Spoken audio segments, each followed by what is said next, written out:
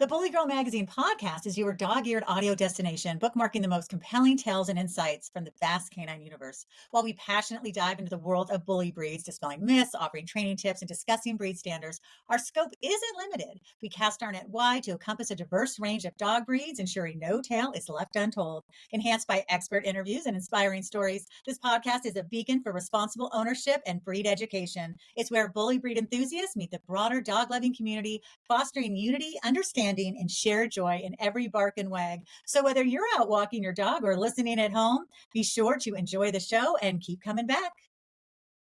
Hi, I'm Lisa Davis. So glad you're listening or watching the Bully Girl Magazine podcast. I'm thrilled to be joined by Jonathan. He is a proud owner of Brooklyn Bully Cartel, a kennel located in Brooklyn, New York, where he breeds American bullies. However, right now he is holding the cutest little Frenchie in a little pink sweatshirt. Or hoodie, excuse me. I can hardly stand it. You got to go to YouTube. Listen if you're driving, of course, but later you got to check this out. Jonathan, hello. Hey, how you doing? I'm great. Who is this cutie pie you're holding? Well, this is our female Isabella. Oh, She is basically our first piece to getting into the Frenchies. really? How's that been? Been good. I mean, I've been researching it. So I've been doing bullies, Right? and Yeah. I've been just trying to educate myself a little bit on the DNA. And at Yeah. first it might appear kind of like a little crazy, AT, little B, big B, but we've took the time to kind of familiarize. And Yeah. this is our first girl, Oh Lilac my and Tan, God. carrying Isabella and Fluffy. I have to say, look, she looks so serious. And my pit bull blue will get that same kind of downward turn in the mouth. And it's Yeah. it's just hysterical. But I always start the show by asking the guests the same two questions. Now, the second one is two parts, but I'll start with the Mhm. first. The first question, and this can be for any of your dogs, Jonathan, is does your dog do something funny, quirky, different that you can share with us? Well, this one has been a handful in the short time she's been with us.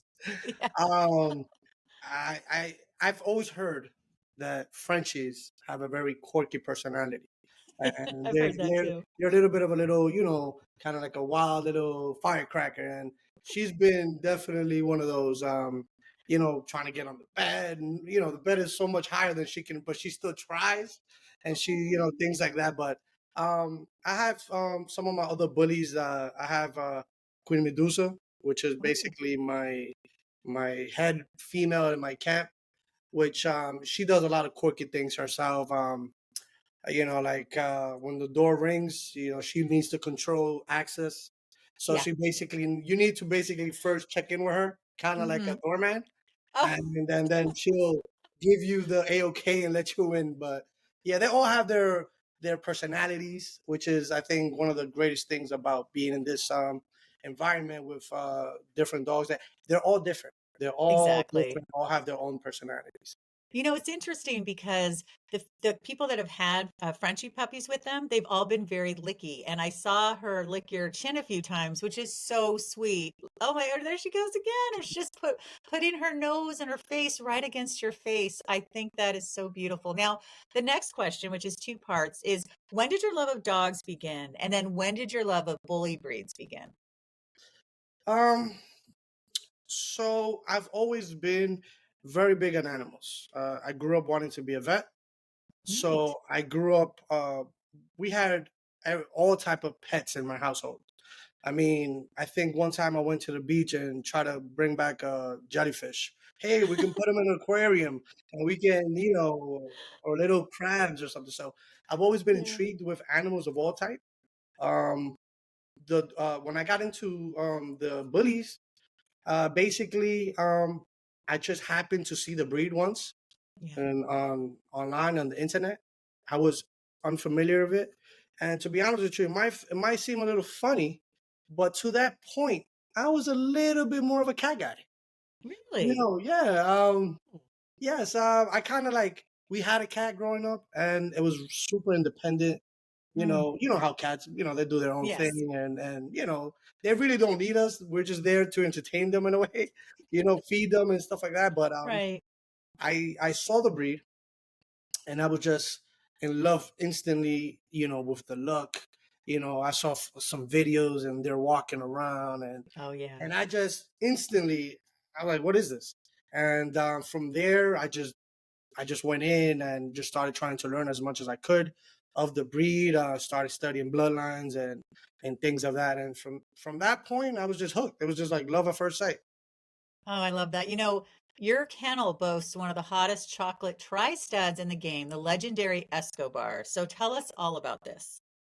Well, Escobar, he is imported from overseas. Hmm. Um, he's definitely, in my opinion, a very unique dog Yeah, because of his dog features, big dog features, right. I should say.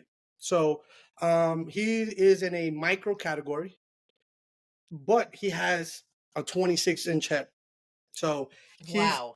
yeah, it's something that you need to see. So I want to see.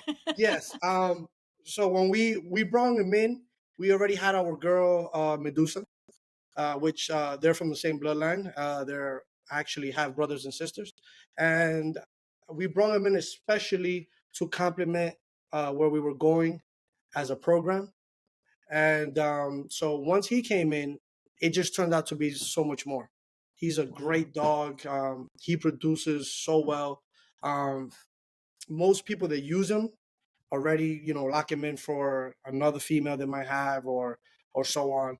And he's just a special dog, just because of the magnitude of his body shape and super muscular. It's almost like you look at him and you're like, those features should be in a much bigger dog.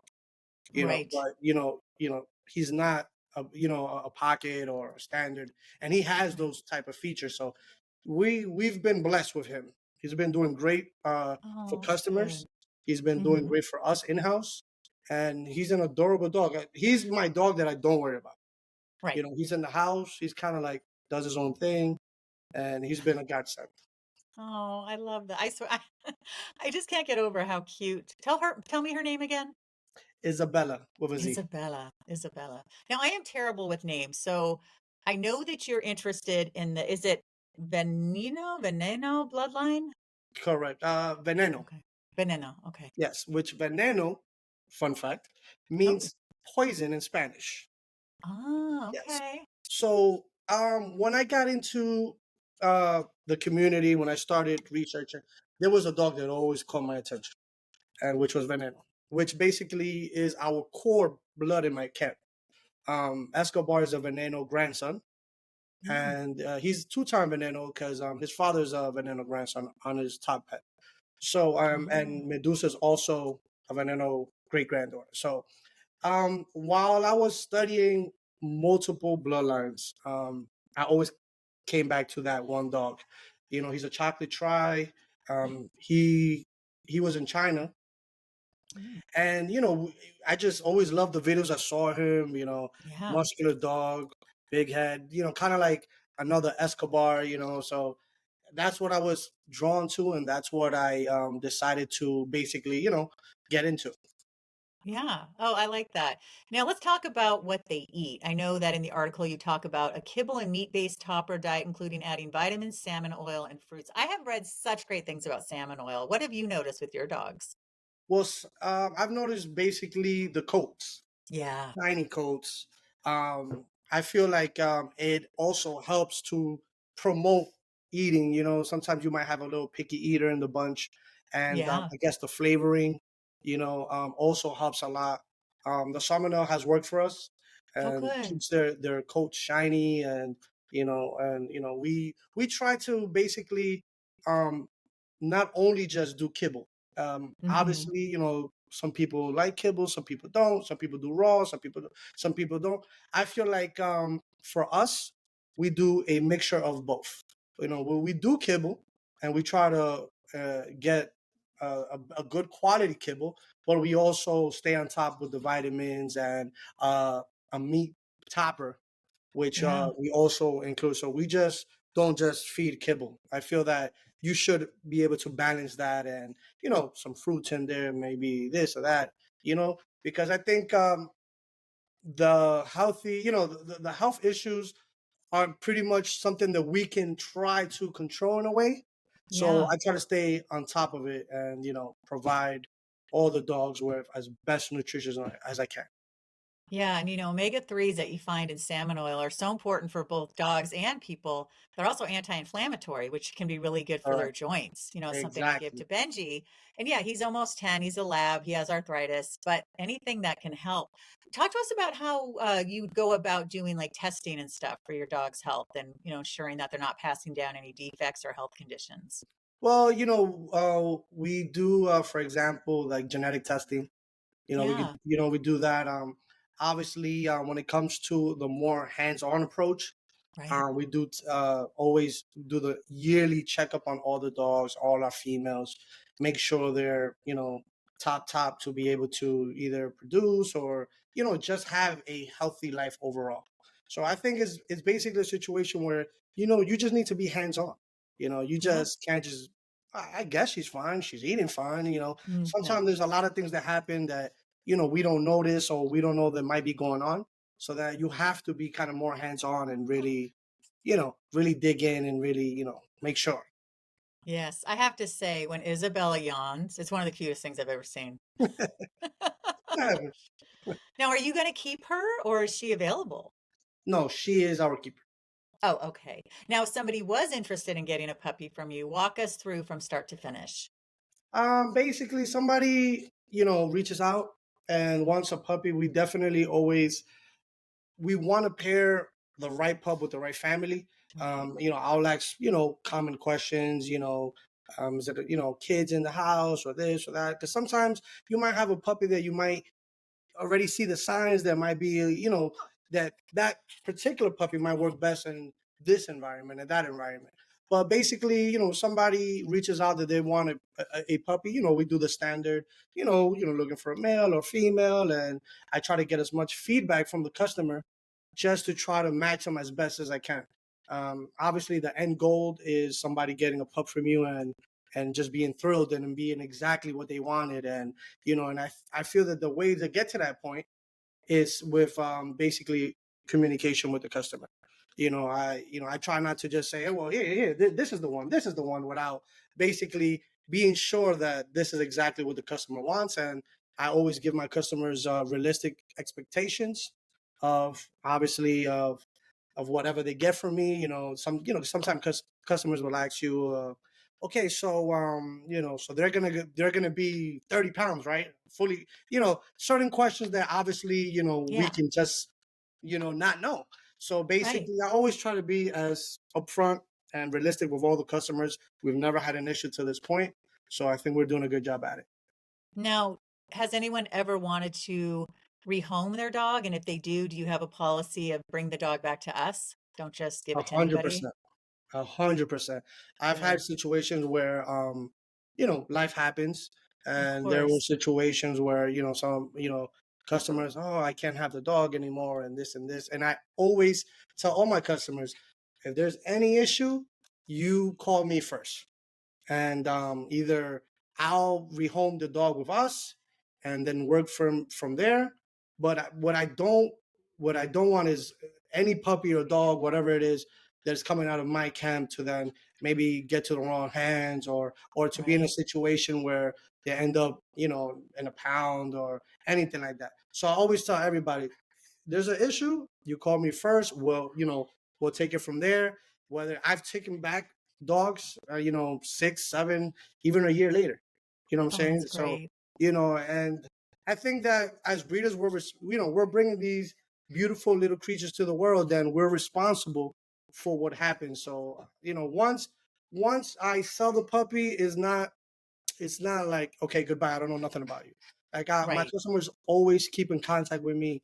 They always give me updates, pictures, and things like that. And I love that part. To be able to be still involved. Not directly, but still Sure. know how they're doing. Yeah, I think that's so important. The other thing is, do you let them meet the parents? Because I've heard that's super important, that it's a good idea before you get a puppy to check out the parents. Yes, we're pretty transparent over here. Um, I've had customers that I'll send them a video of the parents, for example, pictures, videos, pedigree, and things like that. But if they're local, and they just want to maybe stop by and I've like put hands on the father or the mom. I'm always okay with it. Okay. I think this is why we've been able to gain the respect of so many people in the community and customers because we're extremely transparent. That's We great. definitely you know don't hide anything. We're definitely very active in the community events. So a lot of people can tell you, oh yeah, I've seen that dog Escobar or Medusa, because we always are out in shows and in different events. So Oh, definitely, nice. I have no issue with that. Oh, that's great. Now, do you compete in the shows? Yes. Oh, that must be fun. For me, it's great because I'm very competitive. So we've been fortunate that we've done okay in the last couple of years. Medusa has won multiple Best in Show awards. Nice. And she has won. Put it this way, I mean, I think one of the biggest issues for me now is not so much are we going to win an award, but where do we put the awards? You know, That's nice. so, but we definitely just have such a good time when we go to different events and, to network, see other dogs. Sometimes there's dogs that, I want to see that dog in person. And you go to an event and boom, he's right there. And you're able to see the dog and really, see, Yeah. talk to the camp and things like that. So definitely, I love going to the events and we definitely do like to compete. Like I said, I'm very competitive. So I like to, just feel that we're in it. We're Yeah. there, we're competing, whether we win or lose, it's still a great time for us.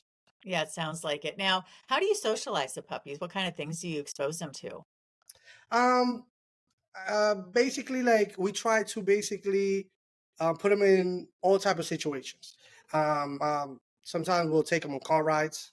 We'll Oh, go pick up fun. something. Let's suppose, we'll go pick up something at the supermarket, and we'll bring a little puppy along, and so they kind of hear the sounds and stuff. Obviously, with other puppies, other dogs, we have some great dogs that are very very good with puppies, and so they're like puppy friendly, or dog friendly, I guess you can say. I Yeah. think it just takes just time with them, and definitely a lot of this, petting them, Yeah. making sure they're comfortable. Obviously, Oh, you see, she's extremely friendly and extremely comfortable. she's such So a love. yeah, I just want her. Oh yeah. my God. But this sweatshirt, everyone, again, you got to go to YouTube and just type in Bully Girl Magazine and the podcast will come up. Now, what's it been like with the Frenchies, breeding the Frenchies now compared to the bullies? And what's been some of the challenges? Is there Well, anything like tell us all of that?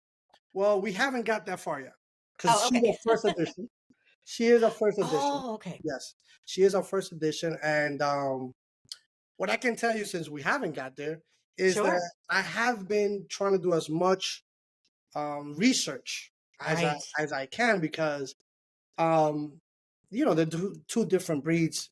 Right. Two different breeds. So I think that you can't expect everything to be the same from one breed to the next breed. But Right. I feel that by the time we are in that situation, we'll be ready to tackle on whatever needs to be tackled on. And yeah, hopefully, she'll give us some more beautiful puppies. Oh, I'm sure she will. One of the things that I've learned doing this show is from people who breed Frenchies is there's a lot of to be concerned about with the whelping and everything and the nursing and the whole thing because of the snub nose, right? And that they have to have a certain thing that pulls the gunk out of them or the milk to make sure it's going in the right way and all that. Mhm. So it does seem more labor intensive, but definitely worth it to get these cuties. Yeah. Well, with the bullies, we do similar, Oh, is it? steps. Yes. We make sure, with the when the puppies are whelping, that they obviously don't get milk and on the nose and stuff like that. Yeah. So they're very similar on that end. Oh, cool. But I won't know for sure until we actually go and obviously experience it. But I feel that we'll be fine because I do my own whelping myself. Oh, So nice. yes, so we have the whelping lamps, and we have the machine to suck out the gunk, and basically I'm very involved with the whelping process myself. So Oh, that when the is time so cool. comes, we'll be definitely ready. Yeah. What do you enjoy the most about being a breeder? I feel that just being around the dogs, like I feel like I said earlier with the personality, I Yeah. feel like it's so funny to me how you have one dog who likes this and then the other one that likes that. It's almost Right. like a big family. It's Yeah. kind of when you go to Thanksgiving, you have that one cousin that you really talk to all the time and you're excited to see. Then you have that other cousins like, okay, we gotta, that uncle, we gotta watch Uncle Fred. You know what I'm saying? He gets a little too happy. It's just like that with the dogs, and Yeah. I definitely do enjoy that. Dealing with them separately, with their different personalities and getting to meet their different personalities because, as a puppies, you'll have a litter and you'll have the stubborn one, you'll have the Yep. one that sleeps all day, you'll have the one that wants to eat everybody's food. And definitely it's just one of those things that, those are experiences and moments that, money can't buy. Yeah, that is absolutely true. I really enjoyed reading in the article in BGM on bgmwarehouse.com and the blogs. It says, "quote Your future goals for this year are to continue to build the alliance and partnership you have with China, and hopefully to bring it around the world." Tell us about this. Well, basically, I've been fortunate enough that throughout the years I've done good contacts overseas, whether it be in Europe or in Asia. And right now, we're going in the bully community. We're going through basically, I guess a lot of people call it like a new look in a bully in the exotic Mm, world. yeah, Right now, China, a lot of imports are coming in from China and from Europe and other parts of the world with that unique look and those unique bloodlines that right now, we don't have here. And when I came into the bully game, I went overseas to purchase the dogs that I wanted to basically start my program on. So because of that, I was able to then now kind of have those contacts and kind of basically just have a little black book of contacts all over the world in Europe and Asia. So a lot of people always call me and they'll ask me and they'll say, "Well, I've been looking into this bloodline. What do you think?" And I've been able to help people, advance their program just based on the knowledge that I've been able to acquire just because that was me 2 years yeah, ago, when right. I wanted to get into those bloodlines that weren't available here at the time. So a lot of people always call me or DM me, what do you think about this bloodline? And That's well, great. what's this and what's that? And I try to help everybody as much as I can. And I'm happy that that we're expanding the look, that is just not one consistent look because I feel that in the exotic world, it's kind of like almost a preference thing.